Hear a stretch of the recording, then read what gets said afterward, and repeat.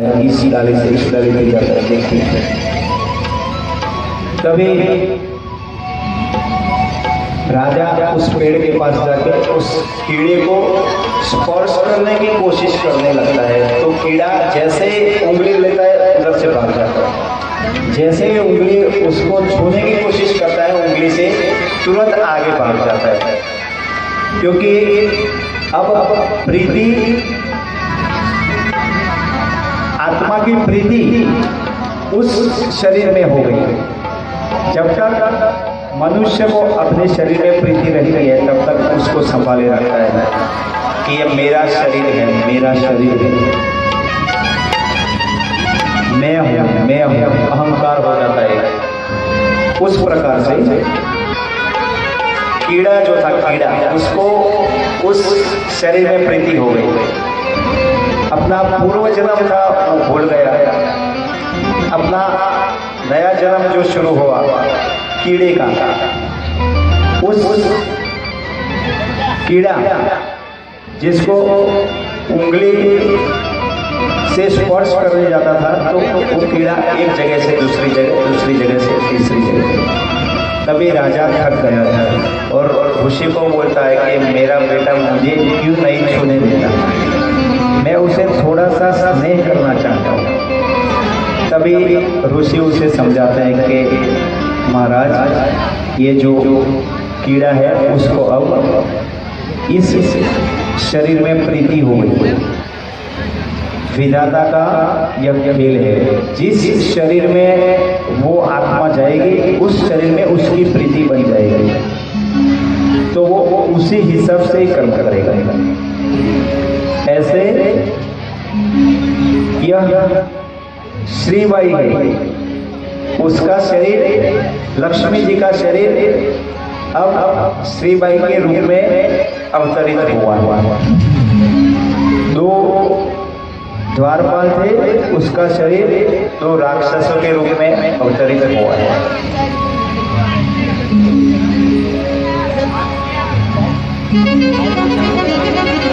उस प्रकार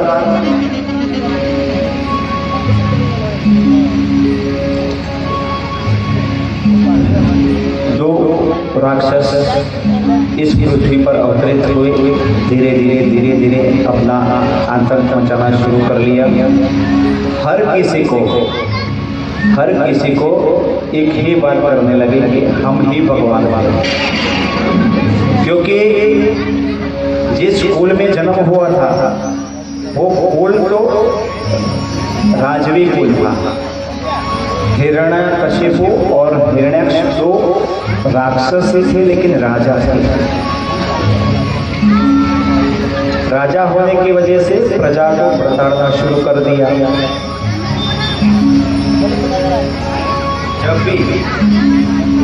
जहाँ भी जो कोई उसे भगवान का भजन करता हुआ दिखता था उसे सीधा मारने की बात करते थे, मार ही देते थे।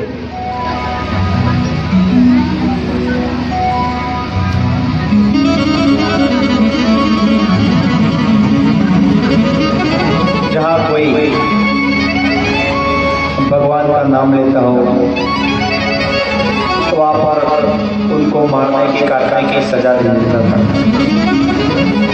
एक और पूरे नगर में एक तरफ हिरण्याकशिपु था, एक तरफ हिरण्याक्ष था। दो भाई जय विजय, दो द्वारपाल जो थे। अब दो द्वारपाल, उनकी प्रीति उस शरीर में हो गई थी, इसलिए उनको ये याद नहीं था कि उनका उद्धार कैसे होने वाला है। उनकी प्रीति उस प्रकार से उस शरीर में हो गई। और यहाँ दूसरी ओर श्रीबाई की प्रीति उसके शरीर में हो गई, लेकिन कुल तो था देवी का, देवी कुल था, इसलिए भक्ति ही भक्ति थी और कुछ नहीं था। तभी जैसे जैसे एक और भगवान का नाम न लेने की बात चल रही थी और एक तरफ भगवान का नाम लेने की बात चल रही थी।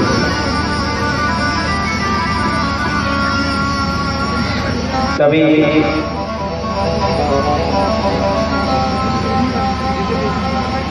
श्रीबाई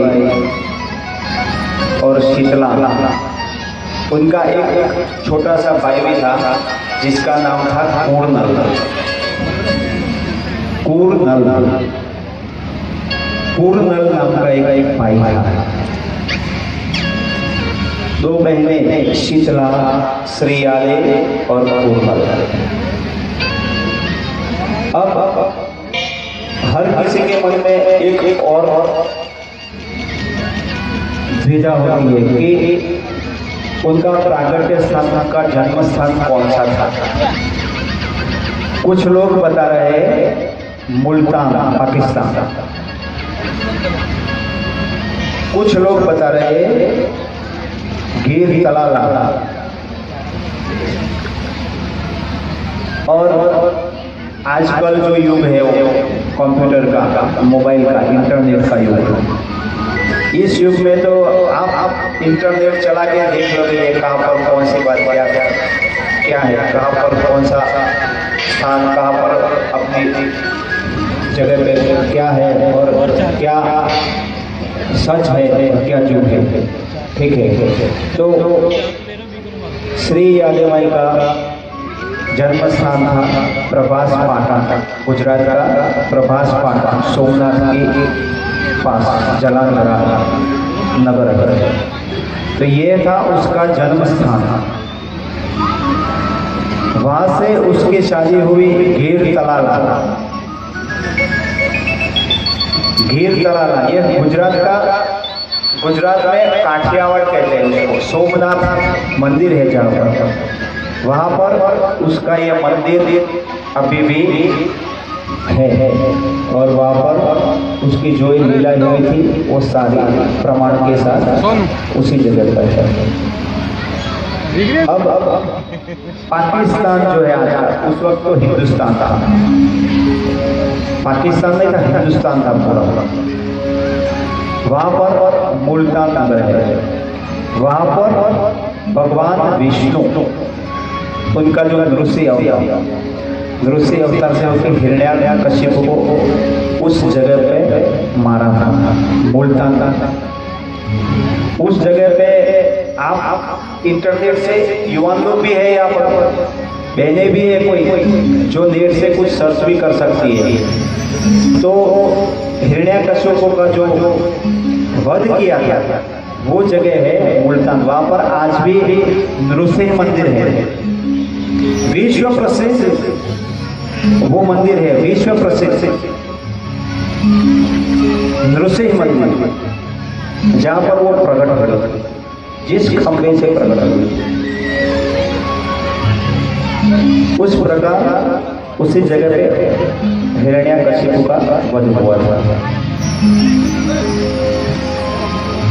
दूसरी बात है बिहार का एक छोटा सा प्रदेश है, वहां पर होलिका का अग्नि स्नान हुआ था। जिस जगह पे होलिका को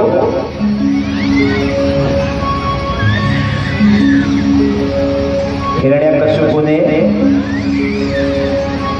प्रहलाद को लेके ऊख में लेके बैठने का एक प्रसंग था किया था, वो जगह बिहार में है।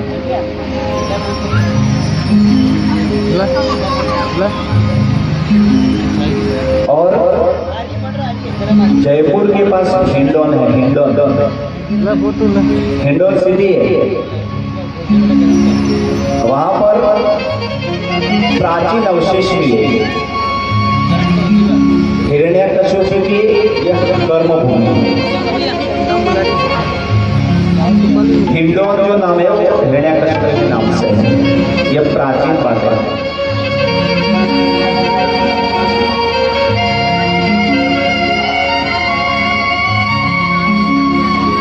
उस प्रकार ये सारे लीलाएं अलग अलग जगह पर हो गए।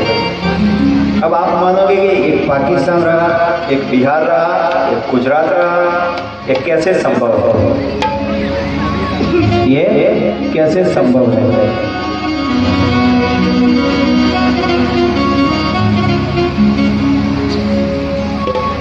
आपको पता होगा कि 200, 500, 1000 साल पहले मनुष्य का हाइट ऊंचाई 15 फीट 20 फीट थी। मानते हो आप? मनुष्य की हाइट ऊंचाई 15 फीट 20 फीट के मानवी थे पहले। आया ना? हे महाराणा प्रताप, उनके बारे में सुना है? महाराणा प्रताप, उनकी ऊंचाई क्या थी?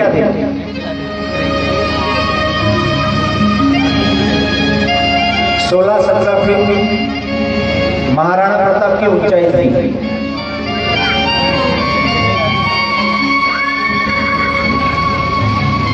और करोड़ों साल की जो बात है उसमें आपने आज के साइंस में सुना होगा डायनासोर।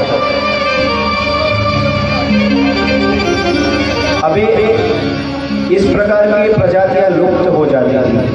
पहले जो हाथी थे, हाथी, ऊंट, घोड़ा 20-20, 15-15 फीट के लंबे वो भी थे।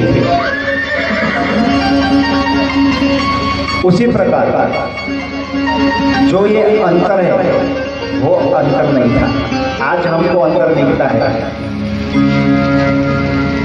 वो अंतर नहीं था। और राजा के लिए यहाँ से वहां जाना कोई बड़ी बात नहीं। राजा था वो, इस प्रदेश से उस प्रदेश, उस प्रदेश से उस प्रदेश, कुछ भी कर सकता था।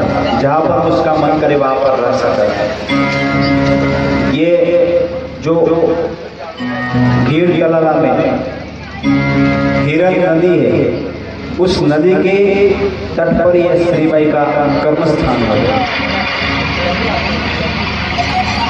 ये हिरण्यकशिपु के नाम से हिरन नदी है।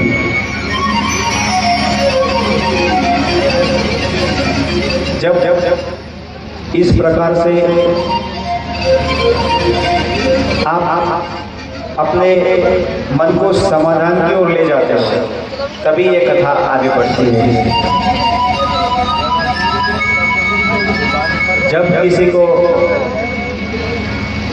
इस प्रकार से श्री आदिमाई यहाँ पर बड़ी हो रही है, यहाँ पर हिरण्यकशिपु हिरण्याक्ष बड़े हो रहे हैं, नगर में ऐसे सभी जगह पर भगवान का नाम लेने से रोक लगाई नहीं जाती है, तभी श्री आदिमाई उसके शादी की बात आती है।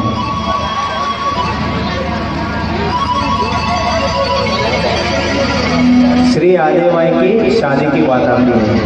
जब वो युवावस्था में आता है तभी वो मना कर देती है कि मैं शादी नहीं करूँगी,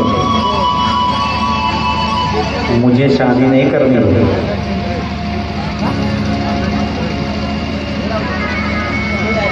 अब सिद्धेश्वर लायड़ जी पिता माता चिंतित होने लग रहे कि शीतला तो वैसे भी जोगन है, वो तो शादी नहीं, उनका तो मतलब गुरु जो उड़न केसरी थे उन्होंने उसे ऐसी दीक्षा दी थी कि वो एक मुक्त जीव हो गई थी। तो उसे तो शादी का नाम लेने से मतलब सुनने के लिए तैयारी नहीं थी।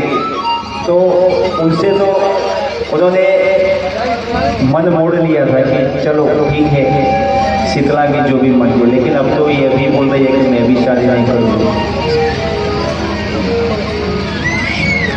तभी श्री उड़न केसरी गुरु को बुलाया जाता है। शीतला को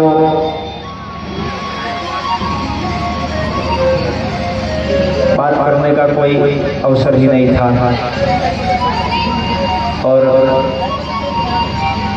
श्री आदिमाई को बुलाया जाता है गुरु के समक्ष और शादी का प्रस्ताव बताया जाता है कि अब युवावस्था में प्रवेश हो गया, इसलिए शादी अनिवार्य है।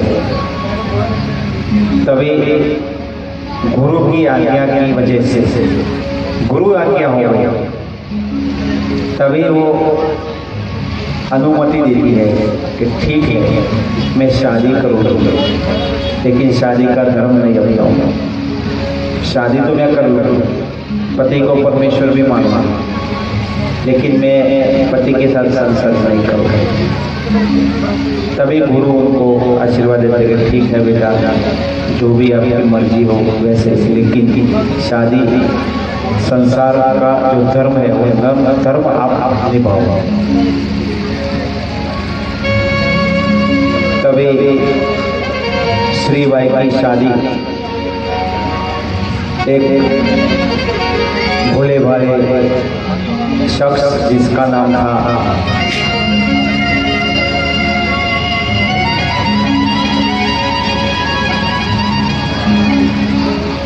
सावंत, तो उस सावंत ऋषि के साथ, वैसे कर्मठ थे वो भी, मटके बनाने का धंधा था उनका, तो सावंत जी के साथ उसकी ब्याह रचाई जाती है और वहां से उनको ससुराल में विदा कर दिए जाते हैं। ससुराल में जाके भी एक ही बात है, भगवान का नाम लेना और कुछ नहीं। तभी वहाँ पर वक्त गुजरता गया, 1 साल, 2 साल, 3 साल, सास ससुर भी कहते हैं कि अभी संतति का क्या है, संतति का क्या है। तभी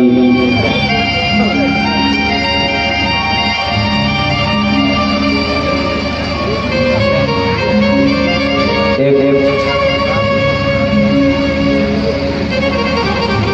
बिल्ली वहां पर आ जाती है और श्री आदेवाई कहती ये रहा मेरा बच्चा, देख लो। यह एक संकल्प हो गया, ये रहा मेरा बच्चा, देखो ये मेरी बिल्ली।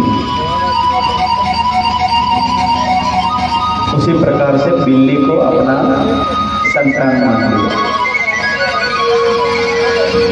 क्योंकि उसका यह धर्म था कि मैं पति से संसर्ग नहीं करूंगी, मेरी भक्ति में जरा भी आशा नहीं रखी कि मेरे तो श्री हरि विष्णु, पति तो मेरे कोई और है।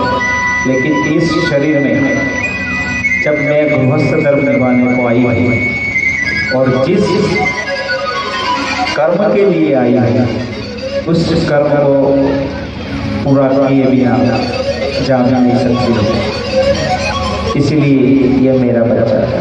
बिल्ली जो है वो मेरा बच्चा है। धीरे धीरे 3 साल, 4 साल, 5 साल गुजरते गए। इस और बिल्ली के बच्चे और बिल्ली के जो बच्चे हुए और बिल्ली के सिर पर दिया रखती थी, दिया जलाकर भगवान की कथा करती थी और बिल्ली, बच्चे, सावंत जी, सास ससुर सब लोग उसकी कथा ध्यानपूर्वक सुनते थे। बिल्ली इस प्रकार से एकाग्र हो जाती थी कि उसके सिर पर जो दिया रख दिया जाता था वो दिया तनिक भी हिलता नहीं था, इतनी एकाग्र हो जाती थी और श्री बाई कथा सुनाता।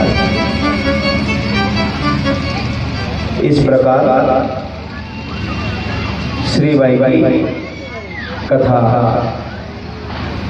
पूरे परिवार के साथ साथ धीरे धीरे पूरा उनका जो गांव था वो पूरा गांव सुनने के लिए आने लगा।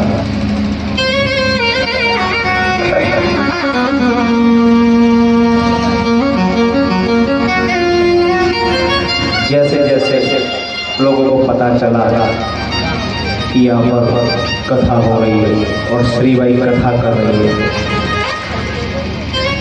सारे गांव के लोग आकर कथा सुनते थे।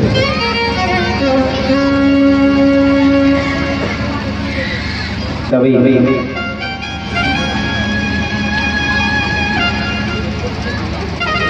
गांव वाले लोग श्रीबाई के पास आकर मन्नतें मांगने लगे। ये माई, मेरा इतना काम हो जाएगा तो मैं ये भोग लगा दूंगी, मैं ये भोग लगा दूंगी। यह सतयुग की बात है। सतयुग में भारी तपस्या के बाद भगवान मिलते थे और इस युग में थोड़ा सा भजन कर लो तो भगवान मिलेंगे ही मिलेंगे। कुछ लोग इस बात को समझने के लिए भी सक्षम नहीं है कि भगवान यानी क्या। शिव जी भगवान, गणेश जी भगवान, राम भगवान, विष्णु जी भगवान, कृष्ण भगवान, भगवान भगवान भगवान भगवान, सारे भगवान ही भगवान।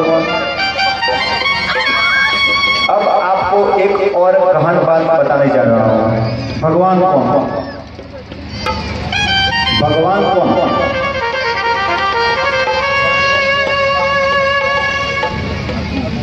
किस भगवान की भक्ति करना?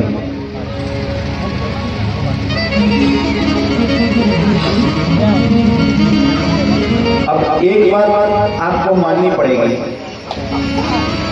पंच तत्व बोलते हैं, पंच तत्व, आकाश, वायु, अग्नि, पृथ्वी और जल। यह 5 तत्व हुए। उस 5 तत्व से शरीर बना है। 5 तत्व पूरे 14 लोक में, पूरे ब्रह्मांड में विस्तृत है। उस 5 तत्व की वजह से हमारा संचालन हो रहा है। और इसमें एक तत्व ऐसा है, उस तत्व में सारे तत्व समा गए। वायु, अग्नि कहाँ है?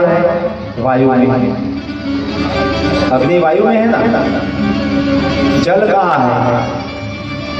वायु में।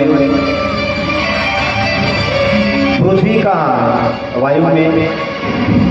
आकाश वायु में। वायु सबसे बड़ी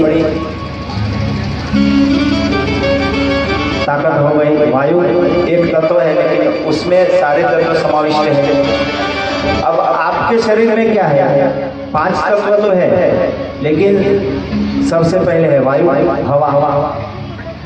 कोई बैठे बैठे यूं लुढ़क गया, कोई जाते जाते लुढ़क गया, कोई एक्सीडेंट होकर लुढ़क गया। क्या हुआ? निकला क्या? वायु, आत्मा, हवा निकल गई, गए काम से। और इस हवा को आप बोलते हो आत्मा। अब आत्मा को बोलते हो परमात्मा। आत्मा ही परमात्मा है। आत्मा एक है, परमात्मा एक है, हवा एक है।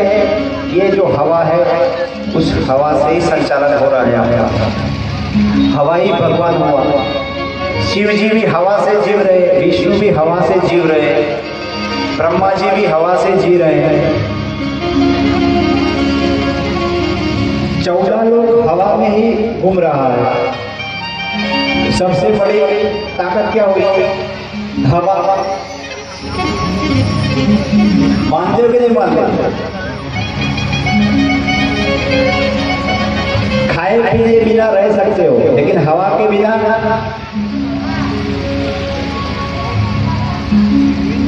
हवा निकल गई, गए काम से। अरे अभी तो मेरी 2 मिनट पहले तो बात हुई, क्या हुआ? हवा निकल गई।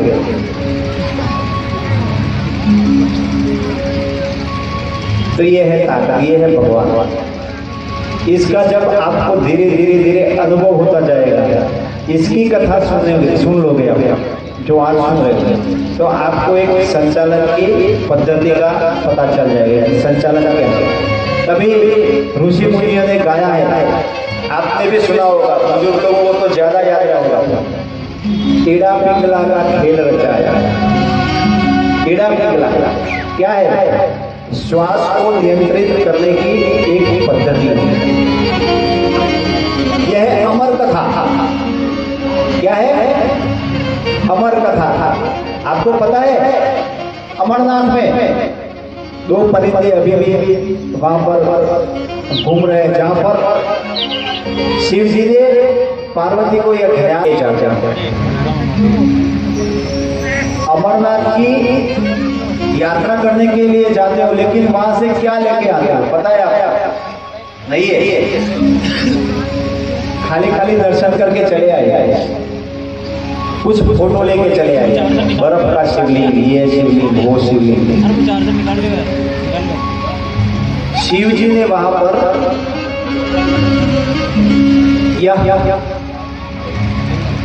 कीड़ा पिंगला का जो खेल है उस खेल की कथा बताई। जब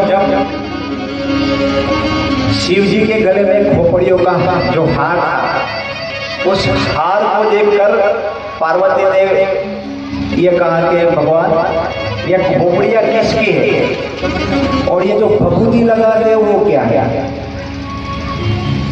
तभी पार्वती जी को भगवान शिव बताते हैं कि हे पार्वती, है मेरी अर्धांगना, ये तेरी खोपड़ियां है और ये तेरे शरीर की भस्म है, जो तू चल गई है उसकी भस्म। मैं उत्तम प्रेमी में सबसे बड़ा प्रेमी मैं हूं, शिव। मैं तेरे शरीर की भस्म मेरे शरीर पे लगाता हूं, तेरी खोपड़ियां पहन के घूमता हूं। तभी पार्वती कहती है भगवान, मैं आपकी पत्नी देवी शक्ति का अवतार हो कि मुझे जन्म लेना पड़ता है, ये योग्य नहीं। अब वहां पर आ गई स्त्री हट, मुझे अमर होना है, मुझे जन्म नहीं लेना है, मुझे अमर होना है।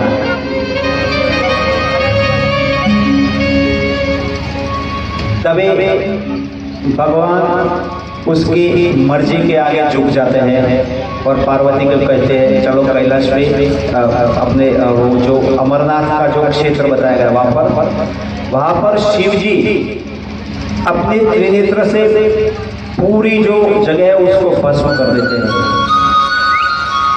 पूरी जगह को भस्म कर देते हैं और कहते हैं कि यहाँ पर मैं तुमको कथा सुनाऊंगा और कोई कथा सुन नहीं सकता है, अमर कथा। तभी पार्वती को शिव जी बताते हैं कि मैं जब आपको कथा करूं तब आप हुकारा बढ़ना कि आप सुन रहे हो, ऐसे करना है। पार्वती जी कहते हैं ठीक है। अब जब पूरी जगह को भस्मीभूत कर दी जाती है, तभी एक परिंदे के दो अंडे वहां के ऐसे पत्थरों के बीच में बर्फ की जगह पे उस ठंडक के अंदर दो परिंदे के अंडे वहां रह जाते हैं और उसमें से दो परिंदे के छोटे छोटे बच्चे निकलते।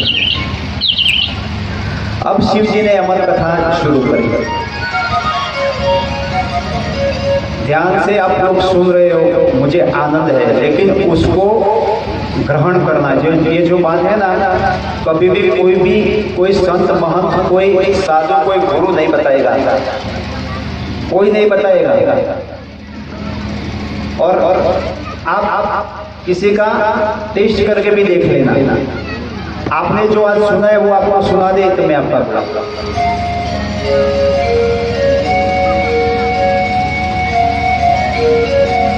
और ये गुरु शक्ति की बात है और इसकी कृपा से यह बात मैं आपको कर रहा हूँ। इसकी ताकत के आगे मैं आज बैठा हूँ। हमारे बीच वो ताकत उपस्थित है।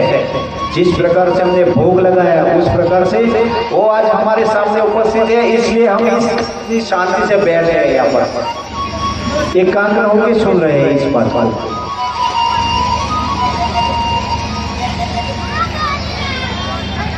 तो जब शिव जी ने कथा शुरू करी, अमर कथा था, तभी धीरे धीरे होके पार्वती जी सो गई। यह कथा ऐसी है कि इस कथा को कोई सुन नहीं सकता, ऐसी यह कथा है। कोई जीव सुन नहीं सकता, लेकिन जो अहोभागी जीव है उसके भाग्य में ये जो कथा है उसकी मुक्ति यदि लिखी है तो यह जीव इस कथा को पा सकता है। और इस कथा को सुन तो सकता है लेकिन अनुभव में नहीं ले सकता है। अनुभव तो करना पड़ता है ना इसका। आपने अमर कथा तो सुन ली, लेकिन अमर कथा को आप अनुभव में लोगे तो भी पता चलेगा ना। आपने सुन लिया कि ऐसे ऐसे ऐसे करते हैं तो तैरना बोलते हैं, दो हाथ पैर चलाते हैं तो उसको बोलते हैं तैरना, ठीक है। जब आपको नदी में डाला जाता है, तालाब में डाला जाता है, सरोवर में डाला जाता है, तब पता चलता है कि आपको तैरना आता है कि नहीं आता है। घर में वो बिस्तर में प्रैक्टिस करने से सीखा नहीं जाता, पता तो है आपको, हाथ पैर हिलते हैं, लेकिन उससे तैरना नहीं जानते। उसी प्रकार से इस अनुभव को जब आप अनुभूति करोगे और उसको ग्रहण करोगे तभी आपको पता चलेगा कि नहीं यही तो बात है, यही तो मुक्ति है, यही तो आत्म साक्षात्कार है, यही अमर है। तभी तो आपकी मुक्ति हो सकती है। ऐसी बात। तो जब शिव जी ने कथा शुरू करी, पार्वती जी धीरे धीरे थोड़ी सी कथा सुन के फिर सो गए। तभी वो दो परिंदे के अंडे से बच्चे निकले। उस बच्चे ने ऐसे शुरू कर लिया। भगवान को लगा कि पार्वती कथा सुन रही है। भगवान ने कथा पूर्ण करी। तभी जो दो बच्चे थे उस बच्चे ने यह ग्रहण कर लिया। ये जो कथा थी उसको ग्रहण कर लिया, अमर कथा था। और उस हिसाब से दो परिंदे आज भी मौजूद है वहाँ। कोई गया है तो उसने देखा होगा। गए हो कोई? देखा है? पक्का है ये बात?